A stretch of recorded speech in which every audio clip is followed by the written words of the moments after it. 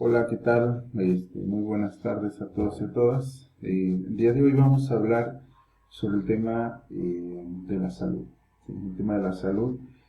Con esto, que implica que a partir de este momento el curso se va a focalizar como en temas particulares, ¿no? Porque lo que estuvimos haciendo en sesiones previas es hacer una introducción, ¿sí? Hacer una introducción de conceptos necesarios para entender problemáticas específicas en el contexto mexicano en torno a ciertos ejes temáticos. En el día de hoy nos vamos a focalizar en el tema de la salud y bueno, entonces vamos a hacer algunas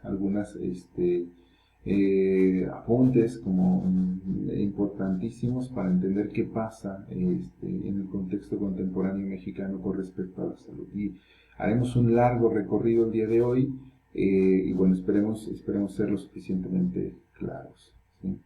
Y bueno, vamos entonces a comenzar. En primer lugar, a mí me gustaría partir de este esquema que tengo por acá para entender las intervenciones en psicología. Porque una vez que entendamos este esquema, nos vamos a dar cuenta de por qué es fundamental reformular las concepciones que tenemos sobre nuestras formas de trabajo para resolver los problemas a los que nos enfrentamos. ¿Por qué? ¿No? Porque algo que he insistido a lo largo del curso es que si construimos epistemologías que solamente sean sensoras a problemas individuales, lo más probable es que construyamos soluciones individuales, ¿sí? Soluciones individuales. Y tenemos que preguntarnos si los problemas que vivimos en México contemporáneo solamente se reducen a problemáticas individuales, cuando menos en lo que compete a la práctica profesional de la psicología. Nos vamos a dar cuenta de que no. Y de que quizá sea necesario ir transitando hacia epistemologías que sean sensoras de los mecanismos que están organizando los casos individuales, ¿sí? Es decir, del trasfondo social, político, económico e histórico que está condicionando la experiencia individual, ¿no? Porque quizá cuando podamos construir dichas epístemes, no solamente identifiquemos problemas individuales, sino problemas colectivos y por ende también podamos participar en la construcción de soluciones colectivas, ¿sí? Pero algo que ha pasado con la psicología contemporánea es que se ha construido de ciertas maneras, ¿no? Por ejemplo, la psicología dominante, que es predominantemente clínica, centrada en aspectos negativos en torno a la salud mental, que se ejerce en los consultorios privados, también es profundamente individualista, ¿sí? Muchas de las grandes teorías del siglo XX van a tener en el fondo esta racionalidad de operación y estas formas de intervención o de trabajo dentro de la psicología, ¿no? Pero el día de hoy vamos a problematizarlas, porque creo que es importante entender hacia dónde va el tema de la salud, ¿sí? Hacia dónde va el tema de la salud. Este esquema que nosotros vamos a hacer acá, verán ustedes que ayuda a organizar un montón de cosas al momento de entender, ¿sí? De entender un montón de materias que ustedes tienen. Van a ver hacia dónde están focalizadas unas y otras, pero sobre todo encontraremos la relevancia de cursos como este, ¿no? De cursos como este y de cursos que intentan abogar por comprender más allá del comportamiento individual, ¿sí? Y intentan como mostrarnos los lazos o los vínculos con dimensiones más globales, ¿no? O estructurales. Y bueno, vamos allá. Utilizaremos el día de hoy una metáfora que es la siguiente, ¿no? Y pensemos en que hay un río muy caudaloso, ¿no? Este esquema intenta más o menos tener como esa lógica. Hay un río muy caudaloso, ¿no? Y alrededor de ese río hay varias comunidades. Eh, y entonces, ¿sí? Nosotros vamos escuchando, ¿no? que en ese río, ¿sí? En ese río se han ahogado muchas personas de estas comunidades, ¿no? Y hay partes donde se ahoga más que en otras, ¿no? Y aquí me gustaría como que ustedes pensaran, ¿no? Como qué soluciones se les ocurren como a esta problemática, ¿no? ¿Qué soluciones se les ocurren, ¿no? Vayan pensando, ¿no? ¿Qué podríamos hacer? Y seguramente ustedes pensarán, ¿no? Cosas como de, bueno, pues podemos construir un puente, ¿no? O a lo mejor podemos poner como barreras alrededor del río, particularmente en las zonas más peligrosas, y poner letreros. Podemos enseñar a las personas a nadar y hacer como un uso seguro y recreativo del río. Podemos preguntarle a las comunidades cómo disponen del río, ¿no? Y qué necesidades tienen con respecto a ese río, ¿no? O sea, podremos tener como varias formas de intervenir en dicha problemática, ¿no? Pero ¿qué pasa si alguien hiciera lo siguiente, ¿no? Y sobre todo quiero que piensen en las similitudes entre esta forma que voy a proponer y la psicología dominante. Imagínense que alguien hace un diagnóstico de dónde se ahogan más las personas, ¿sí? Y encuentra que hay un punto, que es en este punto. Aquí es donde más personas se ahogan, ¿sí? Donde cotidianamente hay casos de personas con riesgo de ahogarse. Entonces esa persona, ¿sí? Se posiciona en ese punto, pero además aprende a nadar y a dar reanimación respiratoria. Se vuelve un experto en las mejores técnicas de nado, ¿sí? Particularmente para rescatar personas, y además se vuelve un experto, ¿sí? En dar reanimación respiratoria, ¿no? Por si se requiere, ¿sí? Y entonces esta persona se pone ahí a la orilla del río, ¿sí? Y se espera a que las personas se vengan ahogando, ¿sí? Dado que hay casos cotidianos, seguramente tendrá trabajo cotidiano, ¿sí? Y entonces cuando ve a una persona ahogándose, les pregunta si tienen para pagar sus servicios. Si las personas responden que sí, él se lanza, ¿sí? Y saca a las personas del río, ¿sí? Y si es necesario, les da reanimación respiratoria, ¿no? Si no, deja que sigan en su curso. Tenemos que preguntarnos aquí, ¿sí? Si esta postura es ética, ¿no? ¿O qué relación tiene esta postura con la mercantilización de las formas de intervención, ¿no? Pues algo así ha hecho gran parte de la psicología y en lo general las intervenciones en salud en el siglo XX. Fueron intervenciones que tienen un nombre muy particular. Estas intervenciones se llaman intervenciones con enfoque curativo o correctivo, ¿sí? Curativo o correctivo, es decir, estas intervenciones van a aparecer hasta que el problema está presente, ¿sí? Hasta que el problema está presente y tienen consecuencias, ¿no? O sea, porque si ustedes se fijan, aquí no hay una lógica de prevención, ¿no? Hay una lógica de que, dado que yo me especialicé en resolver cierto tipo de problemática, me voy a esperar a que esa problemática se genere para hacer algo, ¿sí? Y bueno, este tipo de intervenciones generalmente buscan intervenir trastornos o alteraciones, ¿sí? Trastornos o alteraciones, es decir, esperan que ya haya un problema para hacer algo, ¿sí? ¿Cómo va a intervenir este enfoque? Va a intervenir a través de terapéuticas, ¿sí? A través de terapéuticas. En el caso de la psicología es la psicoterapia, pero en otras ciencias de la salud, por ejemplo en la medicina, podemos ver que se interviene a través de fármacos, ¿no? A través de cirugías, ¿no? Y hay otras ciencias de la salud que tienen como otros mecanismos terapéuticos. En el caso de la psicología es a través de psicoterapia, ¿no? ¿Y cuál es su nivel de intervención? Son individuos, ¿sí? Son individuos, es decir, va caso por caso, o hay incluso modalidades que son como familias, pero la familia la trata como un caso aislado o como un sistema interno, pero no necesariamente vinculada a otras dimensiones sociales y culturales, como vamos a ver que sí lo hacen otros enfoques, ¿no? Entonces, este enfoque es el enfoque que más conocemos. Muchas veces cuando pensamos en el imaginario que tenemos de la psicología, es una psicología que está acá, ¿no? Cuando hablamos de psicología clínica, por ejemplo, ¿sí? Estamos hablando de este territorio, ¿no? Gran parte, por ejemplo, de la neuropsicología, que es una neuropsicología de la rehabilitación, incluso en neuropsicología clínica, está como en este territorio, ¿no?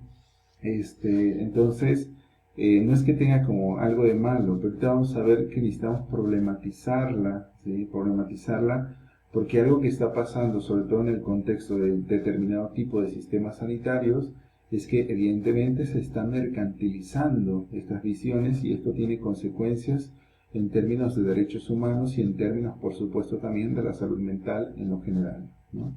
Y bueno, entonces, ¿qué es lo que pasó? ¿No? ¿Qué es lo que pasó? A alguien se le ocurrió decir, ¿y qué pasa si cambiamos las explicaciones? Sobre todo a finales del siglo XX, y entonces a algunos teóricos se les empezó como a ocurrir la idea de ir a las causas, ¿no? Sobre todo teóricos vinculados con la salud pública, y empezaron a hablar de intervenciones con enfoque preventivo, ¿sí? Es decir, hacer algo antes de que el problema se presente, o sea, no esperarnos a que las personas se vengan ahogando. ¿Qué pasa si podemos hacer algo para evitar que las personas caigan al río y se empiecen a ahogar? ¿Sí? Este enfoque se va a focalizar o que va a intervenir, no va a intervenir trastornos o alteraciones, sino va a tratar de hacer algo antes de que esto suceda, ¿no? Y acá se va a promover la idea de los factores de riesgo y de los factores protectores, ¿sí? ¿Qué es esto? Un factor de riesgo es algo que nos expone a enfermar, ¿sí? Un factor protector es algo que evita que enfermemos, ¿sí? Entonces, las intervenciones con enfoque preventivo, lo que van a buscar es localizar estos factores de riesgo y estos factores protectores para disminuir los factores de riesgo y potenciar los factores protectores, ¿no? Por ejemplo, poner un puente, ¿sí? Poner un puente es un factor protector, ¿sí? Porque evita que las personas estén expuestas al riesgo, ¿no? Poner una barrera, ¿sí? También puede ser un factor protector, ¿no? Pero no necesariamente, por ejemplo, la barrera resuelve el problema, quizá genera mayores problemas porque evita que las personas tengan acceso a un espacio que puede ser utilizado para satisfacer necesidades básicas, ¿no? Entonces, acá se trataría de hacer un análisis de qué puede ayudar a evitar desarrollar la enfermedad o proteger la salud de las personas, ¿no? Y muchas de estas lógicas de la prevención se va a centrar en algo, no tanto en la modificación del medio, como ahorita dije en puente, sobre todo se va a tratar de la modificación de los estilos de vida, ¿no? Como de las creencias, de los hábitos de las personas para evitar que se presente la enfermedad. Si ustedes se fijan, esto puede ser útil porque evita que se lleguen como muy mal, ¿no? A las personas río abajo, pero no necesariamente está resolviendo muchas cosas, ¿no? Porque en el enfoque que se ha utilizado de forma dominante en la psicología cuando se intenta modificar los estilos de vida, se modificar las creencias de las personas, pero no tanto condiciones que pueden estar produciendo una desventaja grave, ¿no? Ahorita entenderemos este argumento que estoy empezando a desarrollar cuando veamos el tercer enfoque. ¿Cómo interviene? Interviene a través de la psicoeducación y la promoción de la salud.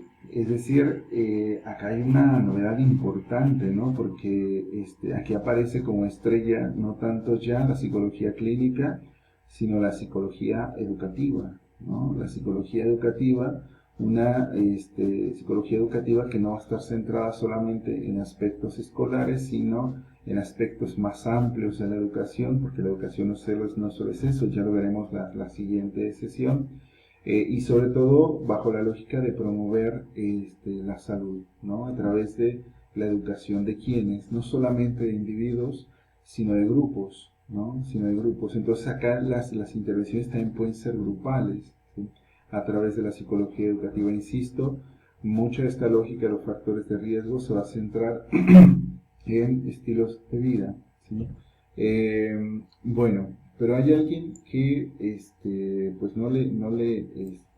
como quedaba como claro, ¿no? Muchas cosas, y entonces también a finales del siglo XX y principios de se empezó a hablar de otro enfoque, ¿no? De otro enfoque que era un enfoque que buscaba no solamente ir a las causas, sino a las causas de las causas, ¿sí?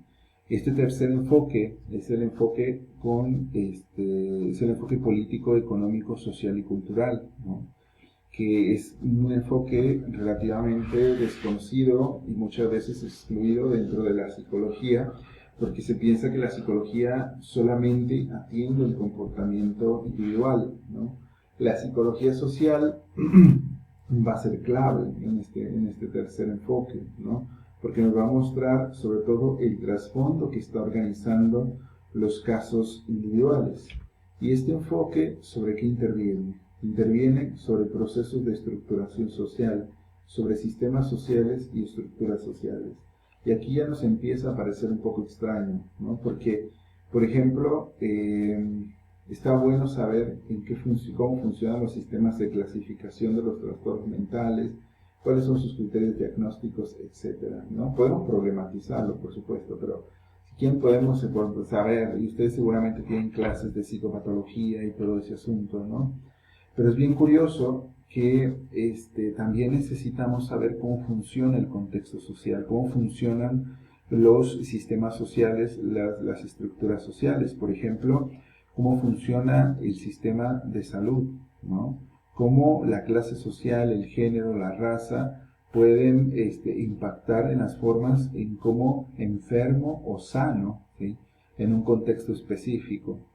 Los procesos de estructuración social tienen que ver, ¿sí? Tienen que ver con la desigualdad social, ¿no? Con la distribución de los recursos, ¿no? Y cómo de forma arbitraria, en función a ciertas características, los recursos se distribuyen de forma inequitativa, ¿no? Cuando nosotros buscamos intervenir sobre procesos de estructuración social, no estamos buscando intervenir en la interioridad de una persona, ¿sí? Como podría ser este tipo de enfoque, ¿no? O en las creencias o hábitos de una persona, sino en el contexto que está condicionando su comportamiento, ¿sí? En el contexto que está condicionando este comportamiento. Entonces, este tercer enfoque va hacia otro lado, ¿sí?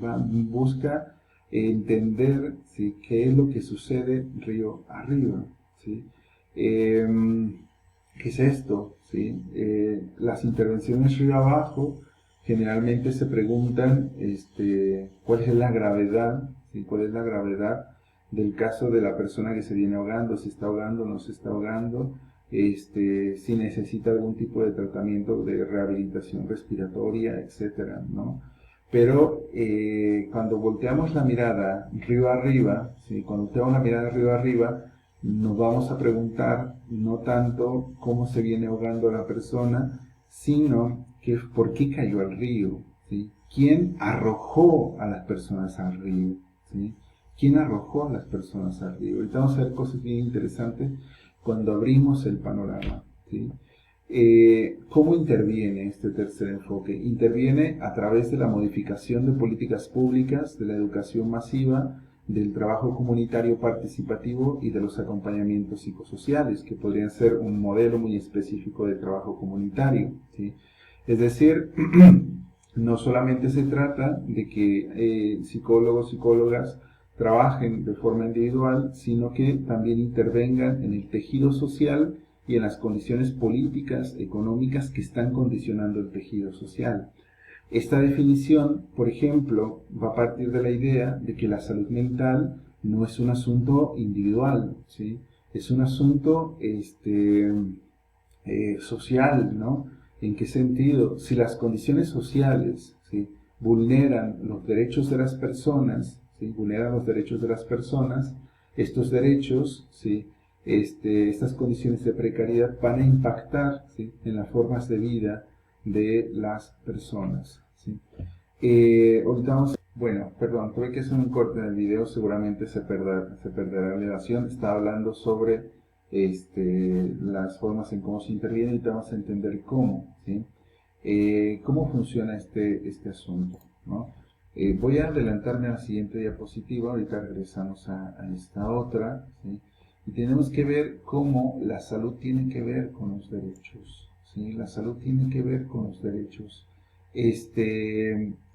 Porque muchas veces creemos que el tema de la salud mental es solamente como de competencia individual, ¿no? Es como, ¿qué hace la persona en lo individual para estar sano? ¿Sí? Y entonces muchas de las evaluaciones que hacemos es si el individuo tiene o no salud mental, ¿no? Y casi siempre cuando utilizamos esa lógica estamos utilizando la idea biomédica de que hay como la ausencia de trastornos, ¿no? Vamos más allá, ¿sí? Vamos más allá, ¿no? Retemos esa concepción tradicional y veamos que la salud tiene que ver no solamente con la ausencia de enfermedad, sino tiene que ver con el bienestar y con la capacidad de las personas para vivir con bienestar físico, social, subjetivo, ¿no? Y que eso tiene que ver también con su capacidad de ejercicio de derechos humanos, ¿no? Veamos cómo funciona esta idea. Pensemos en algo, pensemos en la relación entre la vulnerabilidad biológica y la vulnerabilidad social, ¿no? Porque luego creemos que el tema de la enfermedad, de los trastornos, solamente se trata como de localizar qué grado de vulnerabilidad biológica tienen las personas, ¿no? Por ejemplo, alguien con un resfriado está enfrentando un grado de vulnerabilidad biológica. ¿Por qué? Porque su organismo no está funcionando en las condiciones esperadas, ¿no?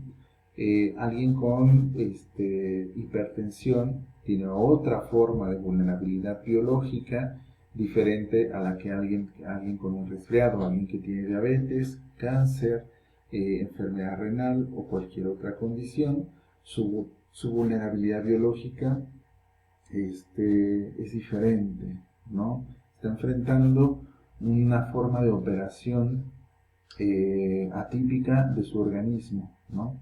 Pero el asunto es que la historia no termina aquí, ¿no? La historia no termina solamente con una alteración orgánica, ¿sí? ¿Qué pasa, por ejemplo, con una persona que enfrenta cáncer o vive cáncer? ¿Sí? Tenemos que saber, ¿sí?, cuál es su posición social, ¿no? Es decir, qué condiciones sociales van a favorecer o desfavorecer a esa persona para ejercer su derecho a la salud, ¿no? Pensemos en dos casos, una persona que tiene cáncer, otra persona que tiene el mismo tipo de cáncer, pero una primera es, por ejemplo, de clase media alta, tiene seguro médico, seguro privado, tiene casa propia, automóvil propio, tiene una profesión, etcétera. La otra persona es una persona de escasos recursos, vive en la periferia de la ciudad, no tiene casa, por casa propia, renta, no tiene automóvil, no tiene seguro médico privado, tampoco tiene seguridad social y bueno, ¿cómo les iría uno hacia otro? Suponiendo que a la misma edad les dan el mismo diagnóstico, pensemos si la evolución del caso va a ser el mismo, ¿sí? Lo más evidente que vamos a encontrar es que no, ¿sí? Porque las condiciones de vulnerabilidad social en un caso van a poder marcar, por ejemplo, diagnósticos tardíos, dificultad de acceso al tratamiento, dificultades económicas, fragmentación de sus redes de apoyo, falta de autonomía, complicaciones en el cuidado y un montón de cosas más que van a influir en el desarrollo biológico de su enfermedad, ¿no? Entonces, acá lo que tenemos que ver es cómo la vulnerabilidad biológica también depende de la vulnerabilidad social, ¿sí? Y también podemos hacer la fórmula inversa. La vulnerabilidad social depende de formas de vulnerabilidad biológica. Pensemos en personas que tienen un trabajo, que tienen muchísimos años trabajando en ese espacio, de repente se enferman, tienen que ausentarse, son despedidos de su trabajo porque no dan un trabajo formal, y entonces una condición orgánica le genera vulnerabilidad social porque pierde su fuente de ingresos, ¿no? Entonces, acá la cuestión de la enfermedad y la salud están profundamente vinculados. Lo que hay que asociar la idea de vulnerabilidad social es a la dificultad que van a tener las personas para ejercer sus derechos humanos, ¿no? no significa solamente como cómo estoy expuesto al mundo, sino cómo el mundo me depriva de ejercicio de derechos humanos elementales, ¿no? La vulnerabilidad social tiene que ver más con esto segundo, sobre cómo las condiciones contextuales inhabilitan a las personas para ejercicio de derechos fundamentales, ¿sí? Y entonces nosotros podemos tener como en cuenta estos elementos porque de eso depende nuestra salud física y mental, ¿sí? La salud mental depende de cómo esté articulado el tejido social y de mi capacidad, no solo de mi capacidad, de las condiciones sociales para producir bienestar, ¿no? O sea, reformulo porque creo que no fui muy claro.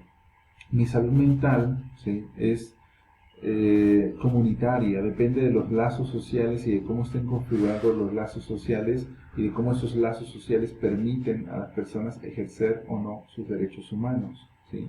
Porque a mayor deprivación en los derechos humanos, la salud física y mental se ve más comprometida, ¿sí? Se ve muchísimo más comprometida.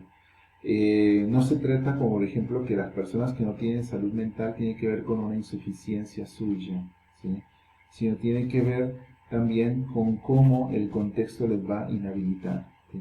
Hay condiciones, por ejemplo, de salud mental que tienen que ver con ciertas características biológicas, por ejemplo, el Alzheimer, ¿no? Ustedes dirán, pero es que el Alzheimer yo lo enfermo por tener una clase social o no. Y eso es correcto, pero el asunto es que la evolución del Alzheimer va a depender mucho de la adscripción de ese sujeto a condiciones sociales, ¿no? Porque no se lleva igual el Alzheimer en pobreza que siendo de clase media alta, ¿no?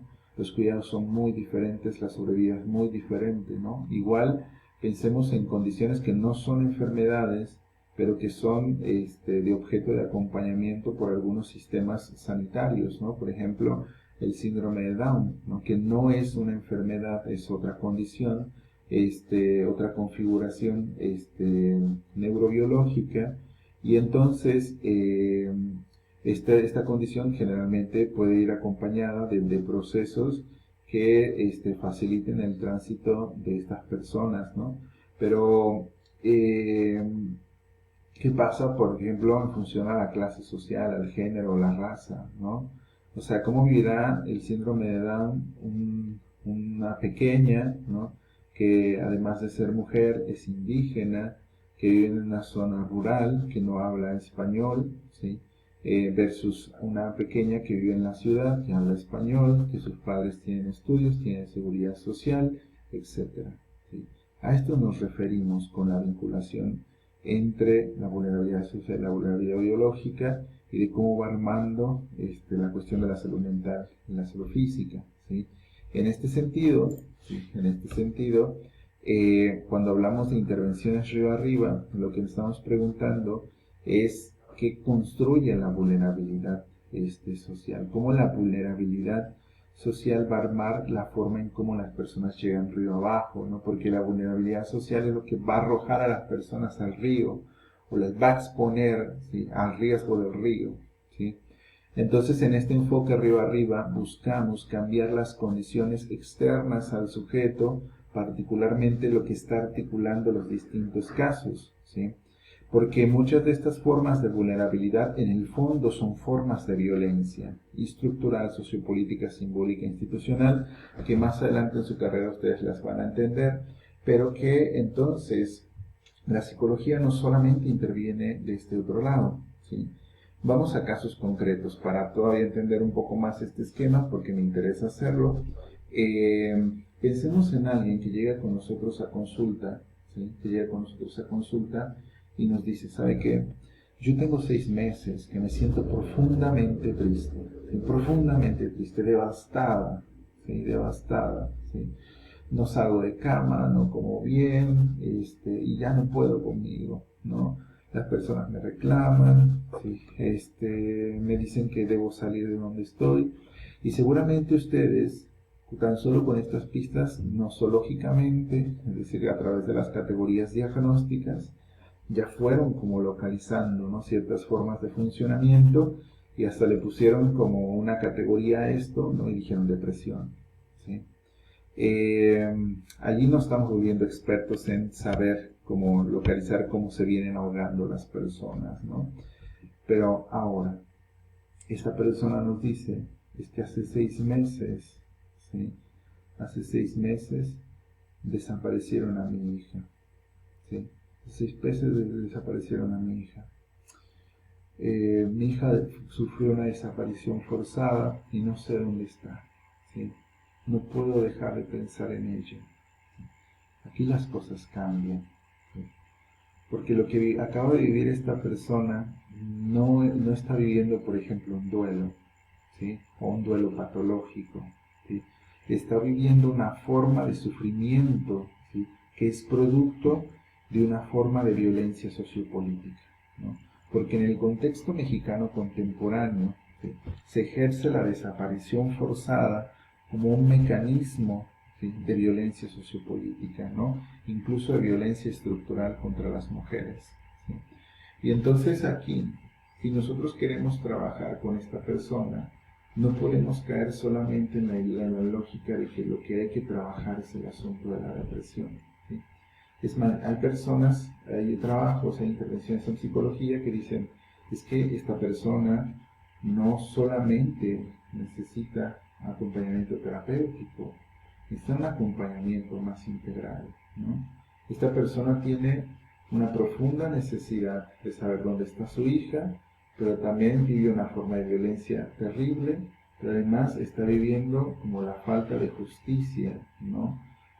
Para saber dónde está su hija, qué pasó con ella, ¿sí?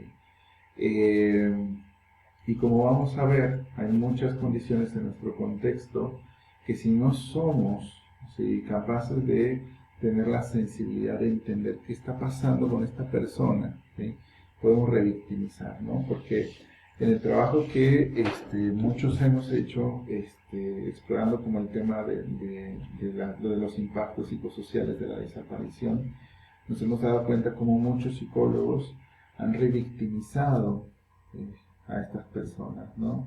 Diciéndoles que tienen que hacer un duelo, ¿no? Que eso es profundamente violento, ¿no? Están revictimizando, ¿no?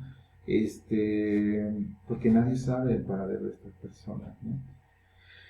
Y bueno, hay una forma de trabajo que se llama acompañamiento psicosocial, donde no solamente se trata de que esta persona tenga un acompañamiento terapéutico, sino también acompañamiento jurídico, asesoría jurídica, de que se puede hacer en ese tipo de casos, de vinculación con otras personas que están en situaciones similares para que aprendan de los procesos que les son comunes y que sirvan como redes de apoyo, que esas mismas redes que se van forjando vayan acomodando el tejido social de tal manera que puedan construir acciones colectivas, como muchos grupos de familias desaparecidas lo fueron haciendo.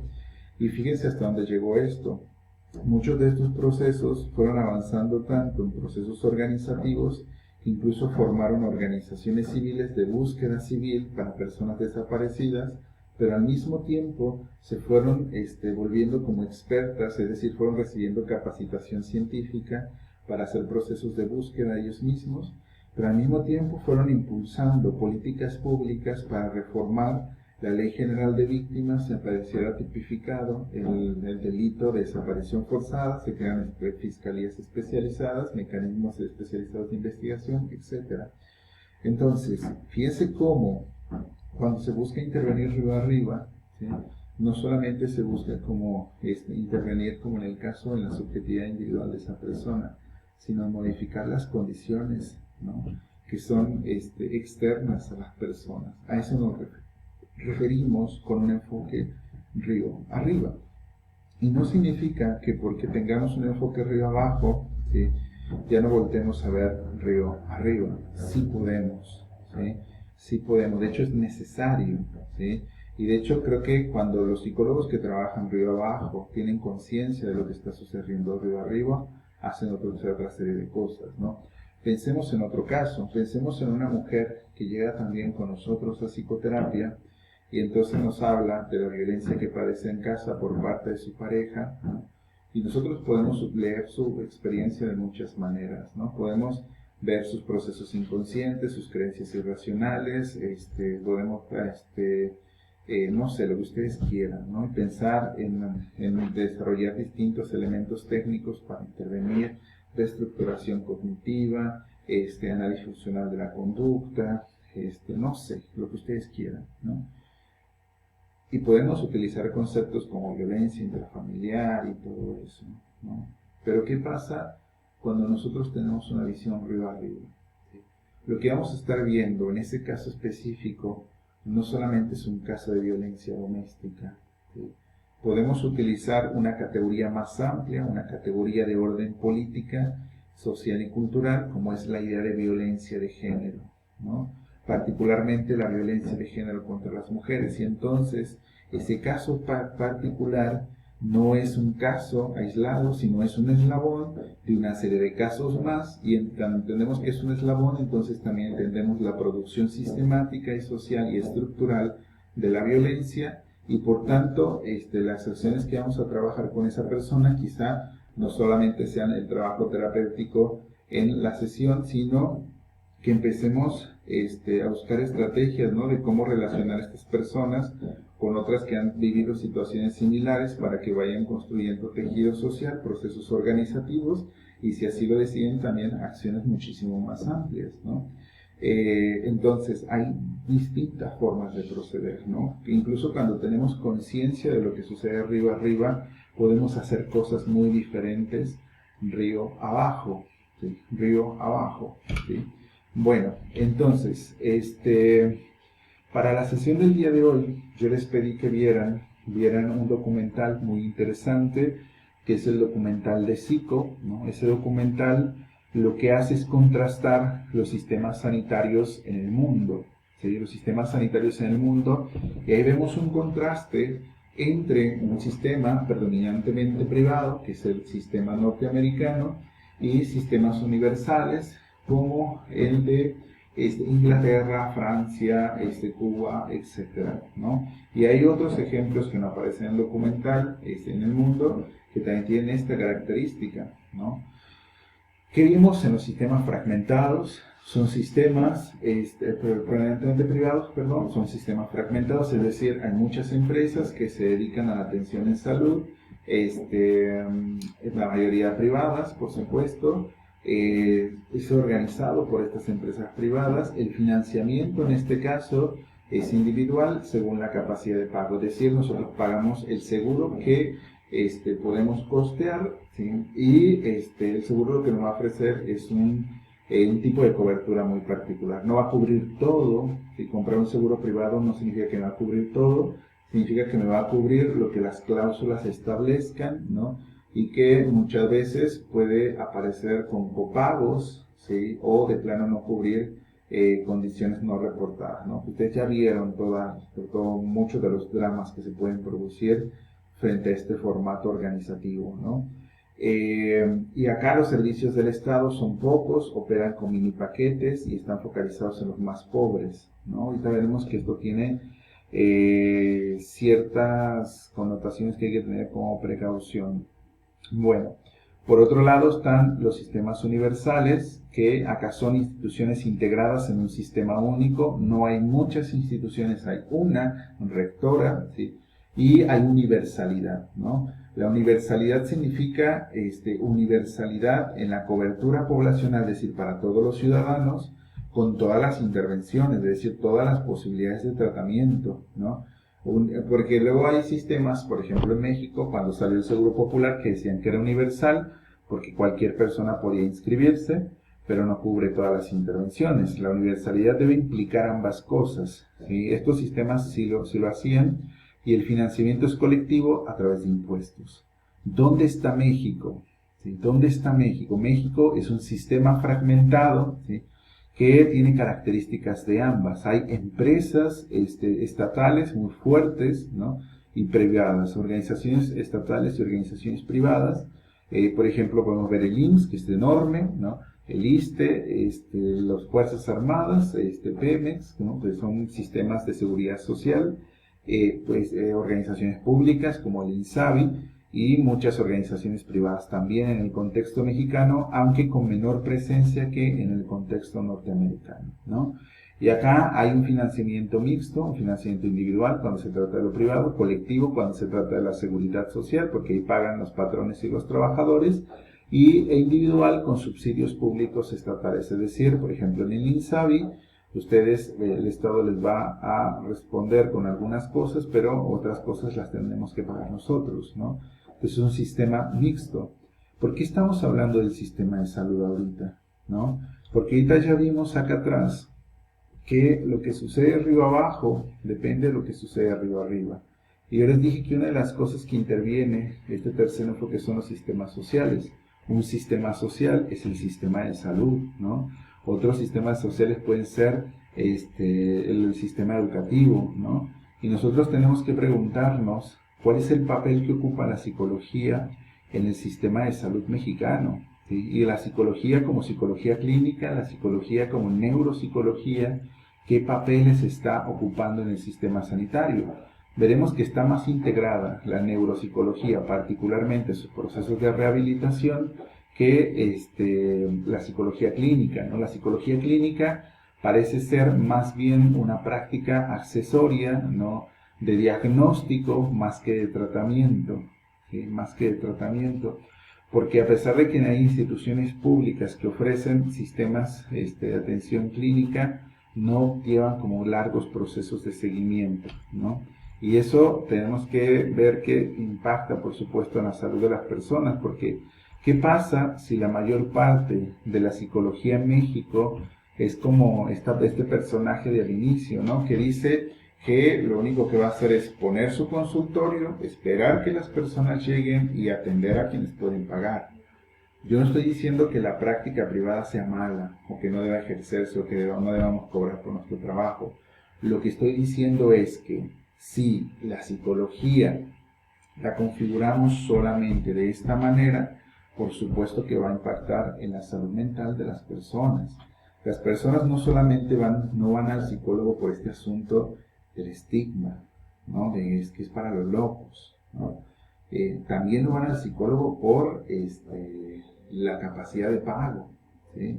O sea, pensemos en lo siguiente: el 60% de los habitantes de México, ¿sí?, viven con menos de 3,000 pesos al mes, ¿sí? 60% menos de 3,000 pesos al mes, ¿no? Pensemos en una consulta que va de 200 a 600 pesos, ¿sí?, a la semana, ¿sí?, o a la quincena, ¿sí? Eso representa una cantidad importante de ya de por sí ese ingreso tan reducido que son 3,000 pesos al mes, ¿no? Eso es poco, o sea, es nada para alimentarse, vestirse, pagar un hogar, pagar servicios básicos y además terapia, ¿no? Evidentemente, muchas personas primero atienden las necesidades elementales antes que esta segunda, ¿no?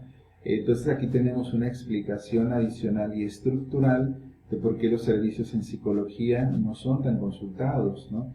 ¿Qué pasaría, por ejemplo, si habláramos también no solamente del derecho a la salud, sino del derecho a la salud mental, y el derecho a la salud mental implicara que mi seguro médico y la seguridad social financiaran tratamientos psicológicos, ¿no? Quiere decir que no solamente fuese, ¿sí?, este asunto de el individuo y tiene que pagar, ¿no? Porque luego también hasta hay unas explicaciones, por ejemplo en el psicoanálisis, ¿no?, de que las personas tienen que pagar porque entonces subjetivamente les posiciona para que se esfuercen en la terapia, y bueno, y ese tipo de explicaciones estigmatizantes que, bueno, creo que en pleno siglo XXI, más que seguir hablando de los recursos individuales que uno pone en la terapia, también tenemos que hablar del derecho a la salud mental. Bueno, entonces por eso estamos hablando de sistemas de salud. En México el sistema de salud margina profundamente a la psicología, y esto por supuesto impacta en las personas, pero también impacta en la profesión de la psicología, ¿no? O sea, porque un terapeuta que trabaja en el medio privado no tiene derechos laborales, o sea, no tiene seguro médico, no tiene prestaciones, no genera antigüedad, y su ingreso depende muchísimo de la dinámica de los pacientes, cosa contraria para que pasaría si estuviera adscrito a una institución, ¿no? Tendría otro tipo de derechos, ¿no? Entonces, esta forma de organizar la práctica de la psicología solamente en el medio privado no solamente precariza la salud mental de las poblaciones, sino precariza el ejercicio profesional de la psicología y el empleo de los psicólogos, ¿no? Entonces tiene esto un impacto tremendo en las personas, ¿sí? Y bueno, ¿qué es lo que ha pasado en México? No voy a detallar esta diapositiva porque me interesa avanzar mucho. Básicamente lo que ha pasado en el contexto nacional desde los años 90 al presente es aplicar las políticas neoliberales en salud, ¿no? ¿Qué es esto? Recordemos que el neoliberalismo es el adelgazamiento del Estado, ¿sí? Y que entonces acá lo que se propone es que empresas privadas se encarguen, ¿sí? Se encarguen de satisfacer las necesidades sociales, en este caso la salud, pasaría por algo así, ¿no? O sea, la salud pasaría porque fueran ampliándose las empresas privadas, ¿sí? Lo público rentable se fuese como mercantilizando, ¿sí? Y la política pública se fuera focalizando en poblaciones extremadamente pobres, ¿no? Y ustedes dirán, pues qué bueno, ¿no? Pero esto no es una perspectiva integral de derechos, ¿no? O sea, la atención en salud debería ser para todos, no solamente para algunos, porque sobre todo pasa lo siguiente, ¿no? Pensemos en los grupos extremadamente pobres y en los grupos que no son tan pobres, ¿sí? Estos van a tener como una atención focalizada, no de todos los tratamientos, vamos a ver que de algunos, y estos, si después no tienen cobertura, va a ser muy probable que vayan empobreciendo, ¿sí? Y entonces creando una brecha también. Acá lo que necesitamos es que la salud actúe con integralidad, la política sanitaria actúe para todo el mundo, ¿sí? Porque de otra forma se van a crear brechas entre distintos grupos, ¿no? Entonces las políticas neoliberales entraron en el campo mexicano, sobre todo una política que va a concretar este enfoque en México va a ser la introducción del seguro popular, ¿no? Porque el seguro popular va a ser una política focalizada en los más pobres, sin seguridad social, y les va a dar un mini paquete de intervenciones. No va a cubrir todo, solamente algunas cosas, ¿sí? Y va a ir promoviendo la lógica de mercado, y va a ir subsidiando un montón de funciones del sistema sanitario a empresas privadas, ¿no? Porque el Seguro Popular va a hacer eso en el fondo, o sea, más que engrosar la capacidad de respuesta pública del Sistema Nacional de Salud, va a, por ejemplo, derivar un montón de servicios a laboratorios privados, a farmacéuticas privadas, a unidades médicas privadas, y en lugar de desarrollar infraestructura propia, va como a pagarle a otras empresas para que hagan sus funciones, ¿no? Entonces esto es una gran desventaja estructural, ¿sí? Y bueno, yo les recomendaría a estas alturas, si pueden hacer una pausa, háganla, ¿sí? Sería ideal, porque entiendo que puede ser un poco cansado escuchar a alguien hablando tanto tiempo, ¿sí?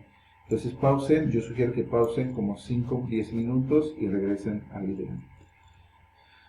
Bueno, yo continúo, ¿sí? Yo continúo asumiendo que hicieron esta pausa y vamos a hablar de las características del sistema de salud en México, ¿sí? Ya vieron ustedes el documental de Zico y vieron lo que sucedía en otros contextos. Nosotros vamos a ver qué pasa en el contexto mexicano, ¿sí? Y vamos a hablar de 5 características. No lo vamos a describir exhaustivamente. Vamos a hablar de 5 grandes problemas estructurales de nuestro sistema sanitario que es importante atender, que competen tanto a la salud física como a la salud mental, ¿no? Primera cosa que me gustaría desarrollar, que es la idea de la fragmentación, ¿sí? Hay varias instituciones con financiamientos y coberturas diferenciadas, ¿sí? Como pasaba en el contexto norteamericano, pero ahora de otra manera, ¿sí? Si nosotros quisiéramos hacer un esquema de la organización del sistema de salud, veríamos algo así, ¿no? Tendríamos al sistema sanitario fragmentado en subsistemas, ¿sí? Subsistemas. Y podríamos identificar todos estos, ¿no? Podríamos identificar al subsistema individual privado, al subsistema corporativo público y al subsistema corporativo privado, ¿sí? El subsistema individual privado básicamente son consultorios privados, donde se ejerce la mayor parte de la psicología en México en el subsistema privado, ¿sí? Es decir, que poco hemos hecho los psicólogos y en general los tomadores de decisiones para incorporar la psicología como una profesión dentro del área de la salud, ¿no? Entonces, la mayoría se ejerce allá, pero vamos a ver qué sucede en los otros ámbitos. Está, por ejemplo, el subsistema corporativo público, que se subdivide todavía en dos áreas: los servicios públicos y la seguridad social. Voy primero a la seguridad social y luego al otro. La seguridad social se deriva en el IMSS, en el ISSSTE, en las Fuerzas Armadas y en Pemex, ¿sí? ¿Qué significa seguridad social? Seguridad social no solamente es atención médica. Cuando alguien tiene seguridad social, también tiene otro tipo de prestaciones, además de la atención médica gratuita, por decirlo de alguna manera, porque sí hace copagos a lo largo de varios procedimientos. Pero bueno, la cobertura médica también tiene préstamos de vivienda, también tiene préstamos individuales, puede aspirar a una jubilación o alguna pensión, ¿sí? Por muerte o por enfermedad, ¿no? Entonces, eso implica como otra cosa. O sea, la seguridad social existe para que las personas cuando enfermen no tengan que enfrentar procesos de vulnerabilidad social. La seguridad social se construye para evitar la vulnerabilidad social. Si ya de por sí están enfrentando procesos de vulnerabilidad biológica, que no se agrave aún más, ¿no? Pero bueno, ¿qué es lo que pasa con los servicios públicos? Los servicios públicos solamente implican atención médica, no implican otro tipo de prestaciones. Y bueno, ahí podemos ver, ¿sí?, al Seguro Popular, ya desaparecido, ahora INSABI, ahorita hubo una anotación muy particular sobre él, a los hospitales públicos universitarios, ¿no?, como los hospitales civiles, y los servicios médicos estatales y municipales, que aquí, por ejemplo, vamos a ver a la Cruz Verde, ¿no?, o a los centros de salud, ¿sí? Y un programa muy curioso ahí, que es como la asociación entre la Secretaría de Salud y el IMSS, que es IMSS Oportunidades, que es un programa para poblaciones extremadamente pobres, que les da cobertura con ciertas cosas, pero no con todas las intervenciones del IMSS, y aparte ayuda como a subsidiar, ¿no?, como con ciertos recursos en condiciones de pobreza extrema, ¿no? Ahora, dije que iba a hacer una anotación sobre el Seguro Popular en INSABI. El Seguro Popular se construyó en el gobierno de Vicente Fox, 2004, y básicamente estuvo vigente hasta el año pasado, ¿sí? O sea, duró muchísimos años, casi 13, no más. Son como casi 15 años operando, ¿no? El gobierno actual decide transformarlo por el INSABI, ¿no? Entonces, Instituto Nacional de Salud para el Bienestar. Y bueno, INSABI es una cosa medio rara porque hasta estas alturas, casi un año después de su publicación, no un año, realmente fue en enero, ¿no? No ha publicado sus reglas de operación, ¿no? Que esto es una cosa muy atípica, ¿no? O sea, para un seguro de este tipo necesitan reglas de operación, qué va a cubrir, cómo se va a financiar, qué va a financiar, a quiénes, cómo, ¿no? El argumento que hay detrás es que el INSABI quiere sustituir al Seguro Popular, sobre todo porque es una política neoliberal y entonces quieren hacer más universal el INSABI, pero lo cierto es que no dicen cómo, ¿sí? O sea, no publican el cómo se va a resolver eso, y parece ser que lo único que cambió fue el nombre, porque parece ser que se está operando con las mismas reglas que en el Seguro Popular, bajo un cambio explícito que ha sido como claro hasta ahorita, que ya no se necesita póliza de seguro. Es decir, si ustedes no tienen seguridad social, tienen INSABI por default, ¿no? Por ser ciudadanos mexicanos, ¿no? Ya no es necesario hacer ningún trámite adicional, ¿no? Ese es un cambio importante, pero que no resuelve del todo muchas cosas, ¿no? Entonces, fíjense en esto. A menor capacidad de pago, ¿sí? Más los sistemas que se utilizan son estos de acá, ¿sí? A mayor capacidad de pago de las personas se utilizan más estos, ¿no? Porque también hay un sistema corporativo privado donde hay distintos seguros médicos, ¿no? Y es decir, mientras más pobres las personas, más utilizan más este lado, mientras más recursos tienen, utilizan más este lado, ¿sí? Es bien curioso porque las personas más pobres en México son las que no tienen seguridad social, las personas que tienen como recursos medios tienen seguridad social, las personas más con mayores recursos tienden a utilizar más este otro, ¿no? Entonces esta fragmentación también crea brechas importantes, ¿sí? Brechas muy importantes entre las personas, ¿no? Y ustedes dirán, pero es que esto solamente tiene que ver con la atención a enfermedades físicas, ¿no? La psicología está incorporada acá, pero de forma diferente, ¿no? Diferente. Yo les dije, la mayor parte del ingreso de la práctica de la psicología está acá, en el consultorio privado. En el sector público, básicamente los servicios de psicología se utilizan, a menos de psicología clínica, como de diagnóstico, pero no de tratamiento. Están, por ejemplo, los servicios de neuropsicología a través de rehabilitación, que tienen como hasta estar más incorporados, sobre todo en hospitales de este tipo. En la seguridad social hay, por ejemplo, también funciones de diagnóstico. En algunas unidades, no en todas, hay servicios de tratamiento, pero generalmente no implican como un proceso extenso. Y también, por ejemplo, acá hay como servicios de neuropsicología, ¿no? Acá también en la seguridad social están los hospitales psiquiátricos, ¿sí? Que esto es como muy curioso porque acá no hay esta modalidad, acá sí, los hospitales psiquiátricos son prestaciones de seguridad social, o privados, ¿no? O privados. Y bueno, ya de aquí vemos una brecha importante, ¿no? Y bueno, acá hay, por supuesto, también coberturas médicas para psicoterapia a largo plazo, ¿no? Y bueno, también de hospitales privados.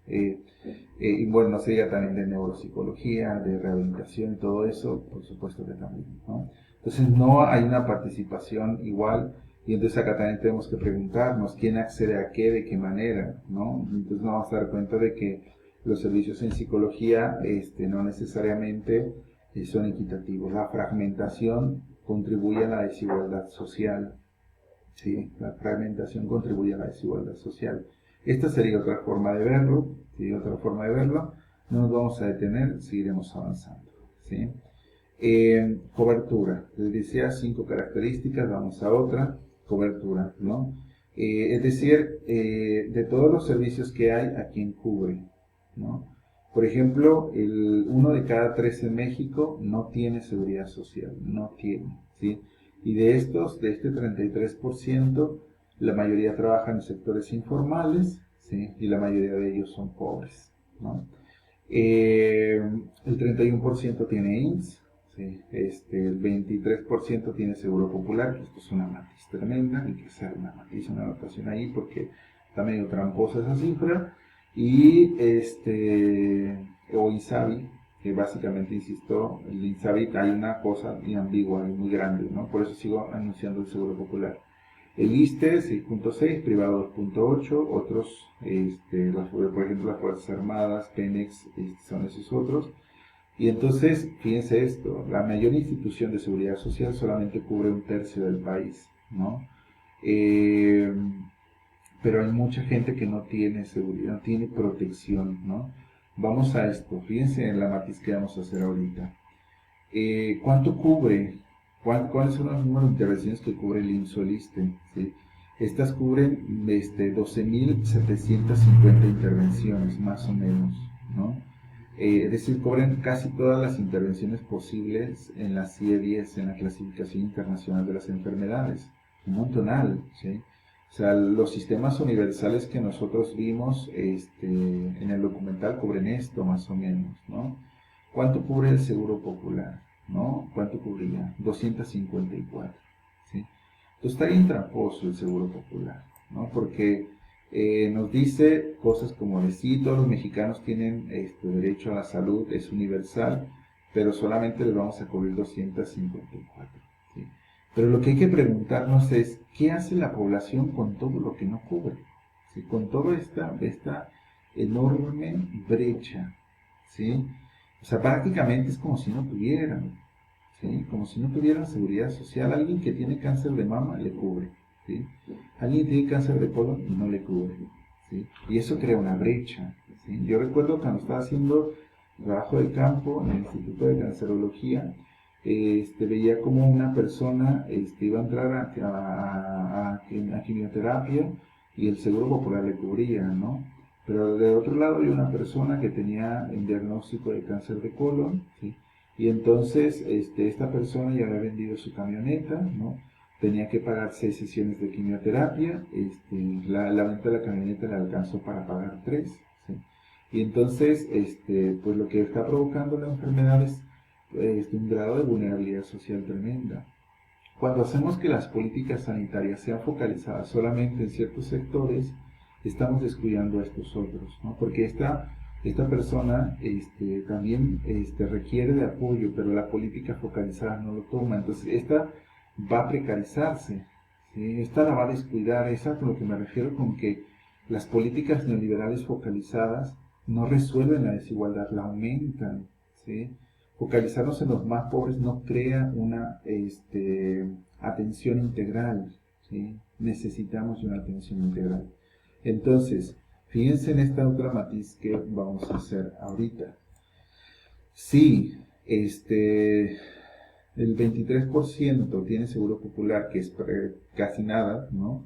Lo sumamos a esto, más o menos el 50 y tantos % de los mexicanos no tiene protección en salud, ¿sí? No tiene protección en salud. Si decimos que los servicios públicos solamente, ¿sí?, se dedican a diagnóstico, ¿sí?, a diagnóstico en psicología, pues estos 50 y tantos, pues básicamente tienen que resolver en el medio privado, ¿no? Pero estos que tienen que resolver en el medio privado son los que menos tienen, ¿sí? Es decir, se irían ahogándose en el río. La mayoría se iría ahogándose en el río. ¿Qué pasa si esta persona que está acá en el río, en la orilla, le llegan 10, pero solamente uno puede pagar, ¿no? El resto sigue, ¿no? Entonces hay un problema estructural en la forma en cómo estamos entendiendo la psicología en el contexto mexicano contemporáneo, ¿no? Entonces ya tenemos una segunda característica, ¿no? O sea, no está cubriendo a la mayoría de las personas, ¿no? Tercera, es excluyente y costoso. Promueve el gasto de bolsillo y el acceso depende de la capacidad de pago, ¿no? ¿Qué es el gasto de bolsillo? Es un gasto, es un criterio que se utiliza o que utilizamos salubristas para ver qué tanto protege, ¿sí?, los sistemas sanitarios a las personas. Si el gasto de bolsillo es excesivo, el sistema sanitario protege poco, ¿no? Un sistema sanitario debe estar diseñado para que el esfuerzo colectivo de una sociedad no impacte negativamente que a través del esfuerzo colectivo de una sociedad, ¿sí?, la enfermedad no impacte negativamente en la experiencia individual de una persona, ¿sí? Y bueno, México es de los países que menos gasta per cápita en salud, ¿sí? ¿A dónde está México? Acá está, es el verdecito, ¿sí? Hay otros que gastan un poquito menos, pero bueno, este no me interesa tanto, me interesa más bien ir a ¿no? Gasto de bolsillo de los miembros de la OCDE, este es uno de los datos más actualizados. El 2015, ¿no? El 2015 algunos son más atrasados porque los países no lo actualizan al mismo tiempo, ¿no? Miren, fíjense esto, acá está México. ¿Cuánto de todo lo que se gasta en salud, cuánto pone el gobierno federal? Pone 22%, ¿sí? ¿Cuánto pone la seguridad social? Pone 29%. Es decir, esto lo ponen los trabajadores y los patrones, ¿no? ¿Cuánto es gasto de bolsillo privado? 45%, ¿sí? ¿Cuánto es de la seguridad privada? 4%. Es decir, México, si ustedes se fijan, entre todos los países miembros de la OCDE, ¿sí? Es el que más gasto de bolsillo genera, incluso más que Estados Unidos, ¿sí? Hay que matizar mucho el contexto norteamericano, porque aquí está marcando 12%, pero dado que es un sistema predominantemente privado, hay que matizar, por ejemplo, 48% gasto del gobierno general, ¿no?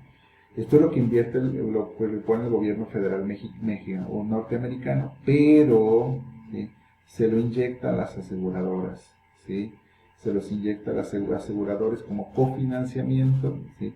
Y bueno, como no es para financiar el servicio público, ¿no?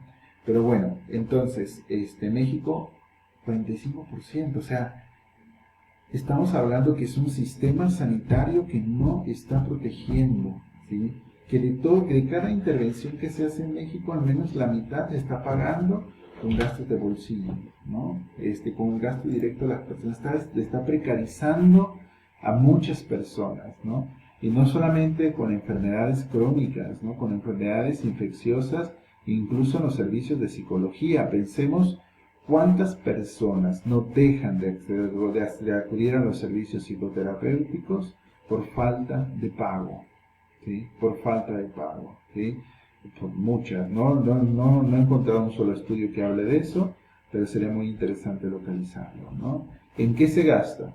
Bueno, pues en México la mayoría de lo que se gasta en salud, aquí está México, es en medicamentos, ¿sí? En medicamentos. Entonces estamos con un sistema sanitario que es muy caro, ¿no? Que es muy caro para la gente, pero que aparte estamos como utilizando un montón de medicamentos, ¿sí? O sea, estamos pensando que la salud tiene que ver solamente con una alteración orgánica, ¿no? Y que esa alteración orgánica se trata medicándonos, ¿no? Y no es que los médicos nos receten muchos medicamentos, es que mucho del gasto de bolsillo que hacemos en México es por automedicación, ¿sí? Y bueno, sigo. ¿Qué pasa en México? Requiere infraestructura y recursos humanos. Con la pandemia esto se ha vuelto cada vez más evidente, pero por cada 100.000 habitantes hay 22 médicos, 26 enfermeros, 16 camas, ¿no? Por cada 10.000 habitantes. Ahorita vamos a ver cuántos psicólogos hay. Hay una insuficiencia de recursos humanos, ¿no? Una insuficiencia de recursos humanos.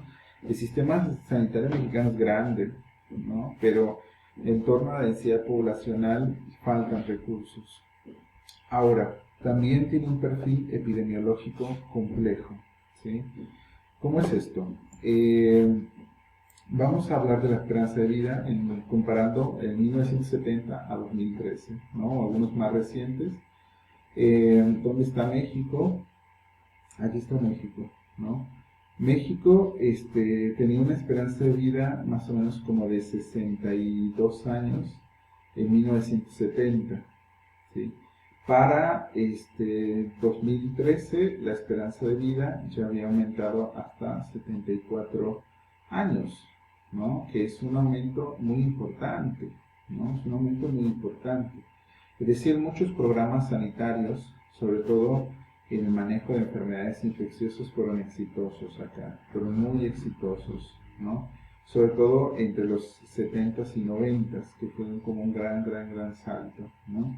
Si viéramos solamente el histórico de México, podríamos darnos cuenta también que de 2006 al presente, y si hiciéramos una división por sexo, nos daríamos cuenta que la esperanza de vida en los varones ha disminuido, ¿no? Sobre todo por el contexto de violencia en el que estamos, ¿no? Donde la mayoría de los varones mueren asociado a lesiones, ¿no? Particularmente lesiones por violencia, ¿no? Ojo con esto, no estoy hablando aquí de que no hay que hacer interpretaciones raras, ¿no? Tipo de que no hay violencia de género, que esto es violencia de género. El concepto de violencia de género va por otro lado, ¿no? Podríamos hacer una epidemiología de la violencia de género y no pasaría por estas lecturas, pasaría por otras cosas. Entonces no asociemos ahorita eso, ¿no? Porque esto no invisibiliza, ¿sí? Ni disminuye el impacto de la violencia de género contra las mujeres y particularmente por casos de feminicidio, ¿no? Que no es lo mismo. Pero bueno, ese es otro tema, ya lo discutiremos más adelante, ¿no? Entonces, ha aumentado la esperanza de vida y esto es como un dato óptimo, ¿no? O sea, un dato como optimista, ¿no? Por decirlo de alguna manera, pero tenemos un perfil complejo en torno a la desigualdad social. Hagamos una lectura rápida de este esquema. Este primer mapa, ¿sí? Es un mapa de la República Mexicana en donde nos dice, en función a los estados, ¿sí? El grado de marginación social, ¿no? Mientras este colorcito es muy alto. Entonces, veamos cómo estos estados del sur, tienen o marginación muy alta o alta, ¿sí? Incluso media, ¿no? Entonces, acá es donde están las poblaciones más empobrecidas, ¿no? Ahora veamos esto. En función a la distribución geográfica, donde se presentan más cierto tipo de enfermedades transmisibles nutricionales, no transmisibles o crónicas, y lesiones, ¿no? Transmisibles, estos todas son enfermedades evitables, ¿sí? Esto es muy evitable, esto la medicina es bárbara para tratarlo, ¿no? Y entonces, ¿dónde hay presencia baja? Acá. ¿Dónde hay presencia alta y media? Acá. Es decir, en los contextos más pobres, la gente se muere más de enfermedades evitables, ¿sí?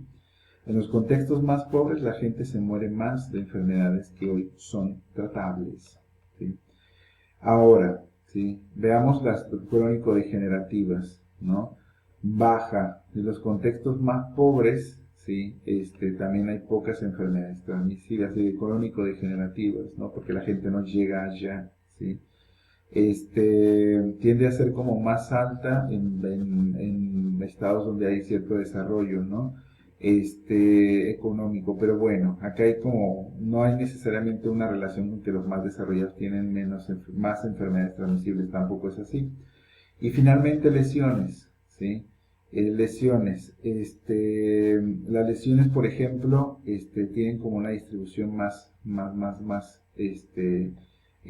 distribuida, y aunque hay una presencia importante también en los estados pobres de lesiones, sobre todo en torno a la violencia, ¿no? En torno al ejercicio de la violencia, bueno, hay ciertos estados donde se presenta más o menos. Lesiones no solamente es por violencia, aquí hay un problema con la categoría, porque lesiones puede ser un accidente automovilístico, pero también una lesión puede ser por un impacto de bala, ¿no? Entonces ahí hay que matizar eso. Bueno, esto que tengo acá es una captura de pantalla de el IME, ¿no? Que es uno de los índices más interesantes a nivel internacional para entender cómo se distribuyen las enfermedades en el mundo. Es de la Universidad de Washington y pues es muy interesante, ¿no? Ustedes pueden acceder a él y si lo googlean así como IME y la carga mundial de morbilidad, les va a salir el reporte, ¿no? Y en el reporte va a venir el vínculo para que vayan a la página a ver estos interactivos. ¿Cuáles son las causas de muerte más presentes en el mundo? Por ejemplo, la enfermedad isquémica del corazón es una de las que más está matando personas en el mundo. Y hay muchas otras, ¿no? Hay muchas otras. Algunas, bueno, no voy a tener a todas, ¿no? En México, si ustedes se fijan, esta es importante, pero aparece la diabetes, la enfermedad renal crónica, ¿no? O sea, pum, repunta un montón. Esta es global, sí. Este es nacional, ¿no? Aparecen un montón. Fíjense la violencia, ¿sí? Acá la violencia en el mundo está chiquitito, ¿no? En México, pum, ¿no? La cirrosis, ¿sí? No está tan presente. En México aumenta un montón, ¿sí? Y bueno, entonces esas son como causas de muerte, ¿no? Enfermedades crónico-degenerativas tienen una importancia muy, muy grande. Ahorita con el COVID-19 es la primera vez que una enfermedad infecciosa toma como ahorita estaría como el más grande el COVID, porque en 50 años, cuando menos en México, es la primera vez que una enfermedad infecciosa toma como este papel protagónico, ¿no? Ahora veamos este otro gráfico que es un, ¿cómo se dice? Un indicador que se llama años vividos con discapacidad, ¿no? Que es decir, alguien enferma, entonces esta enfermedad genera como tiempo de discapacidad, ¿no? Y algunas discapacidades son reversibles, otras no. Y bueno, si ustedes se fijan a nivel mundial, pues esta no genera tanto, a pesar de que es la principal causa de muerte, ¿no? Enfermedad isquémica. La ansiedad y la depresión generan mucha discapacidad, ¿no? Ya la diabetes, etcétera. ¿Qué pasa en México? La diabetes genera bastante discapacidad, pero también la ansiedad y la depresión tienen como un papel muy importante en esto, ¿no? Por ejemplo, aquí varios trastornos mentales están asociados al desarrollo de algún tipo de discapacidad, que es una tendencia mundial, ¿no? Entonces tenemos un perfil epidemiológico complejo, ¿no? Y sin duda uno de los retos más importantes tiene que ver con la cuestión de la desigualdad, ¿no? La cuestión de la desigualdad. Esta va a ser un eje, ¿no? El mundo contemporáneo necesita analizar la desigualdad social que es uno de los problemas de fondo más importantes, ¿no? Bueno, si nos vamos a salud mental, nos vamos a dar cuenta que casi en México no tenemos estudios sobre salud mental. O sea, esto es muy importante porque los psicólogos estamos haciendo mucha clínica, pero no estamos produciendo conocimiento, ¿no? O sea, ni siquiera tenemos como un estudio epidemiológico nacional de trastornos mentales, ¿no? Que nos dé un panorama confiable de qué está pasando cada año, cada cierto tiempo con respecto a eso. No tenemos, por ejemplo, una encuesta nacional de salud y nutrición, ¿no? O lo equivalente a, pero en salud mental. No tenemos encuestas aisladas en el territorio mexicano. Más o menos el 2% del presupuesto público en salud se destina a salud mental, es decir, el 98% se va a la atención de otras cosas. Por eso en muchos espacios del público solamente la psicología tiene funciones diagnósticas. Y bueno, del 80% de este 2%, o sea, de este poquitito que se le da a la salud mental, el 80% de esto, ¿sí? Se destina a la operación de hospitales psiquiátricos, ¿sí? O sea, este modelo de atención en salud mental es un modelo curativo y nada preventivo, ni menos está atendiendo como otras cosas, ¿no? Está centralizado, ¿sí? Hay algunos hospitales, 46 en el territorio nacional y bueno, algunas otras clínicas y hospitales, ¿no? Pero bueno, ese dato también me interesa mencionarlo y para que vean como recursos en salud mental, por cada 100.000 habitantes en México hay 1.4 psicólogos, ¿no? Que esta es una cifra que habrá que matizar porque no hay estudios que tengan como un alcance nacional, o sea, no, los datos son como muy insuficientes, ¿no? No hay un estudio integral a nivel nacional, pero nos da una pista, ¿sí? Nos da una pista. Y bueno, esto ya me parece como secundario. Entonces, el tema de la salud, el tema de la salud es muy complejo, muy complejo. Sé que hicimos un recorrido larguísimo el día de hoy. No sé cómo lo sintieron ustedes, pero básicamente es como para ampliar nuestra visión.